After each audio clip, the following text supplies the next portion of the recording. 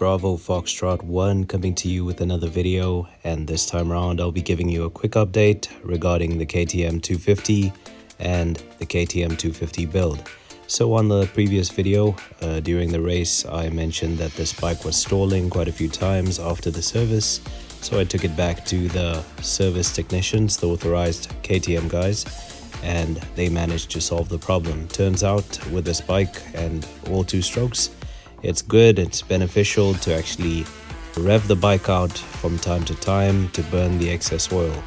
Don't allow that to collect inside the cylinder because it will cause plugs to foul, and it could also block the pipe going to the crank pressure sensor, and that could cause the timing to go off and the mapping to be a bit off and a bit too rich, causing it to bog down and run in the way that it was running during that race.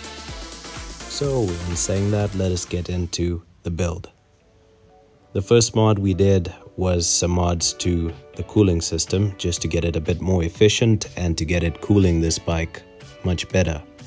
And there's quite a few mods, from the fan to a boil over container, which you see right here that I show you. And this container is installed into the frame, and what happens is there is a pipe, this pipe that you see right here, that comes out of the radiator. It goes into that bottle, so when it boils over it goes into there, and when it cools down it goes back into the radiator. We also added this special M3 Motorex coolant that boils over at a higher temperature, and it's so important that we have that there. This fan was on auto, but as you know from the previous update, it didn't switch on, and that caused the bike to boil over. So I switched on to a manual switch, which you see over there on the handlebar, and that manual switch works very well. So basically you just have to remember to switch it on when you're going up a hill, which I feel is quite good. On the exhaust exit, we put the CNC orange bracket that's supposed to support the exhaust and protect it from breaking. As you can see over there, there's the ambient air pressure sensor, and on the other side there is the crank pressure sensor. And as I mentioned earlier, it's important to actually run these bikes and rev them a bit from time to time to burn out the excess oil, so that pipe that you see at the back there going from the crank to the crank pressure sensor doesn't get blocked out. Once again, I show the overflow from the boil over tank.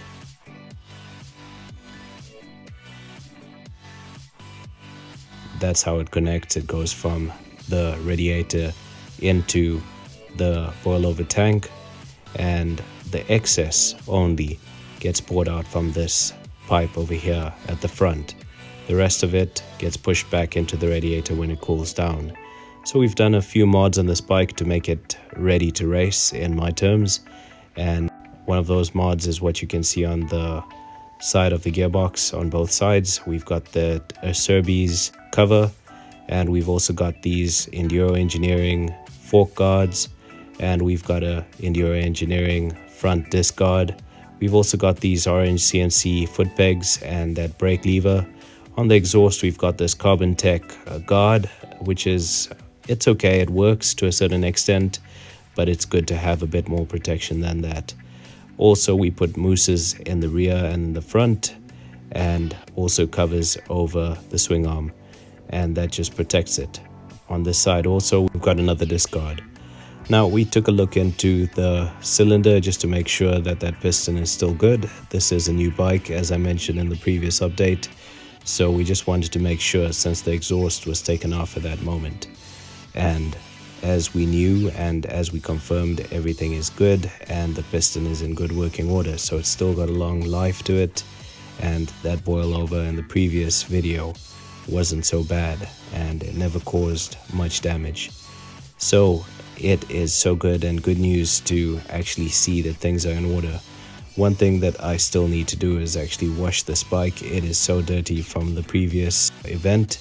We also added this orange CNC aluminum TPI sensor protector, which is very important. Protects it when the bike falls down. I mean, if you drop the bike in the middle of nowhere, you could get stranded if that gets damaged.